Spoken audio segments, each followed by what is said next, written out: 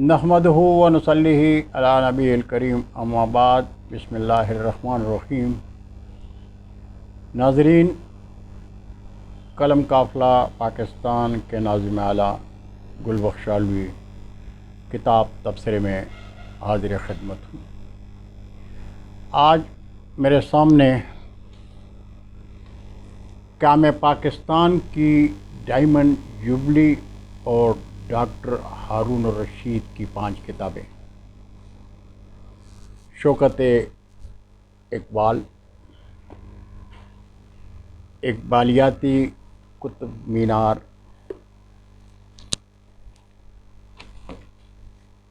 कायद आज़म शनासी, बालालई इकबाल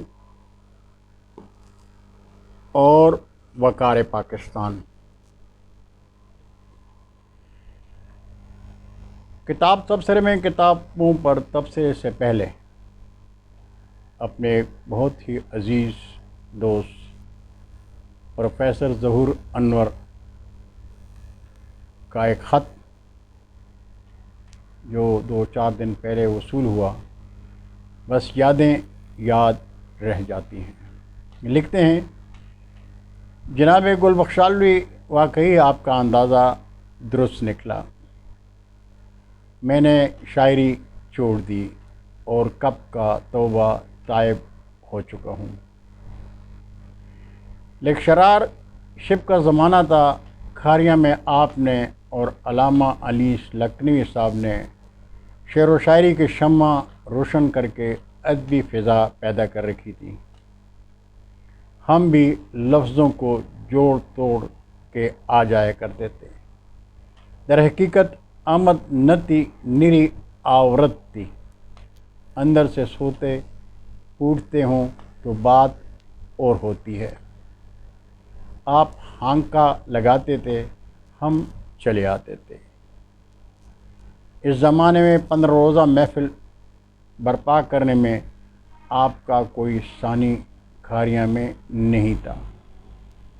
इस सिलसिले में आप मुजाहिदाना अंदाज़ रखे हुए थे। आप बहुत फ़आल, मुतहर्रिक और मुस्तअद थे, बिल्कुल ऐसे ही जैसे रोज़ादारों को जगाया जाता है।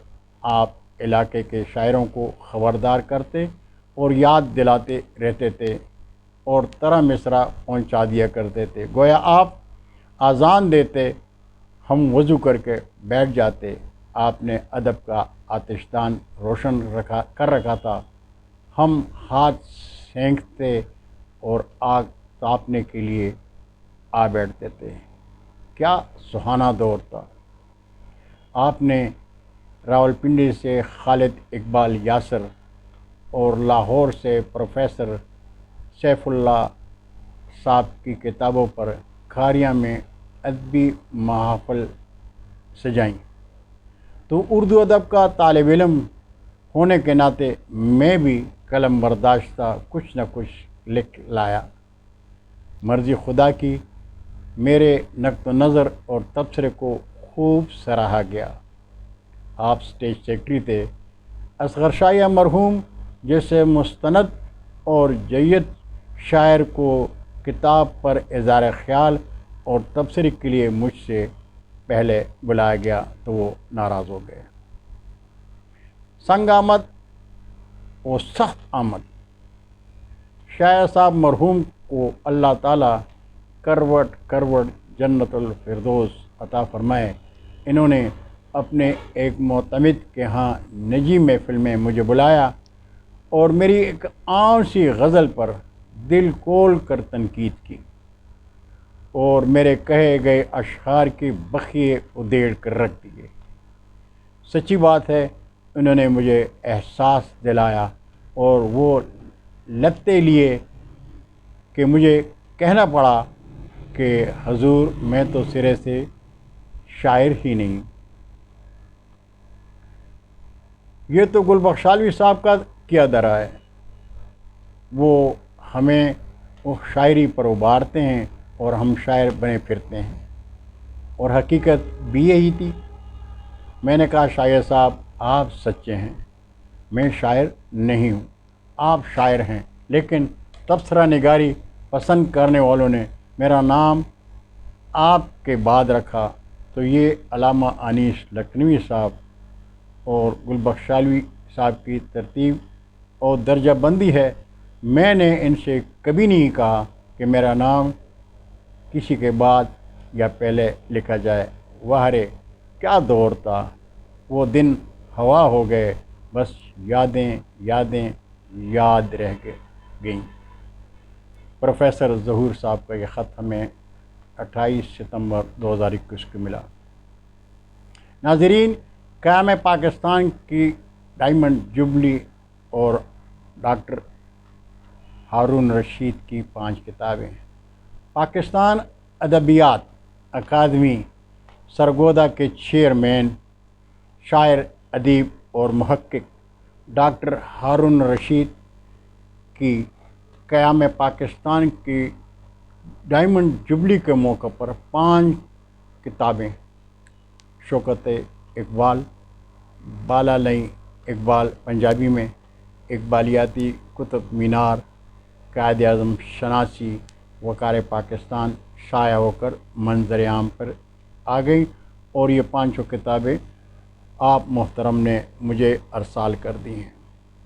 شوکت اقبال 368 صفحات پر مشتمل ہے، جس میں ڈاکٹر علامہ اقبال کی اہم کتب پر ڈاکٹر ہارون رشید کے تحریر کردہ تجزیے اور تبصرے شامل ہیں۔ بالالئی اقبال 200 صفحات پر مشتمل ہے، جس میں بچوں کے لیے علامہ اقبال کی مشہور نظموں کا پنجابی ترجمہ کتاب کی زینت ہے۔ اقبالیاتی قطب مینار 240 صفحات پر مشتمل ہے، جسے ہم کتابیات اقبال کا چھوٹا انسائکلوپیڈیا بھی کہہ سکتے ہیں۔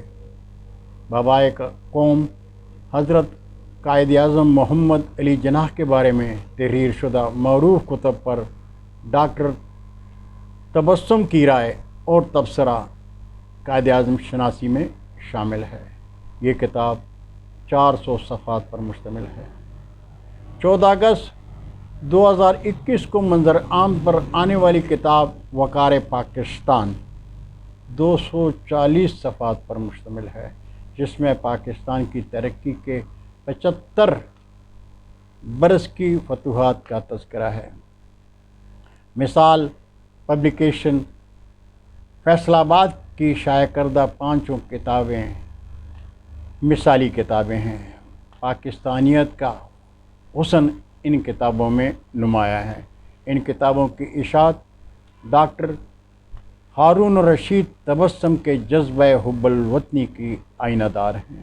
علمی اور ادبی حلقوں نے ان کتابوں کی اشاعت پر ڈاکٹر عبدالرشید تبسم کو مبارکباد دیتے ہوئے کہا کہ دور حاضر میں ڈاکٹر تبسم کی تخلیقات اردو ادب کا سرمایہ ہے، اور میں اسے اتفاق کرتا ہوں۔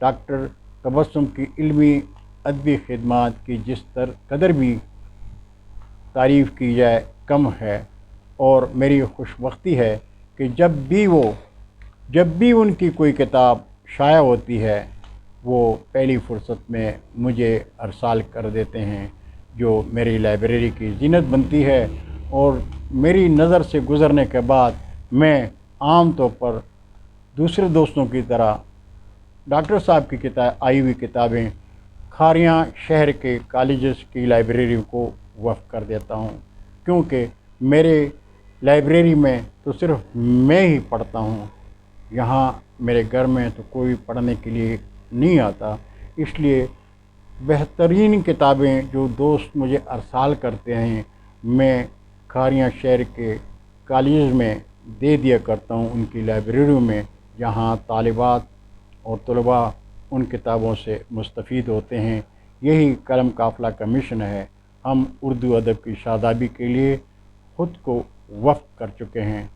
خدا حافظ۔ اگر آپ کو میرا یہ بیان اور میرا یہ منظرنامہ پسند آئے تو میرا چینل سبسکرائب کر کے دوستوں کے ساتھ شیئر کریں، تاکہ زیادہ سے زیادہ دوستوں تک ہمارا پیغام پہنچے اور ہم اردو ادب کی شادابی کے لیے خوب سے خوب تر کی کوشش کریں۔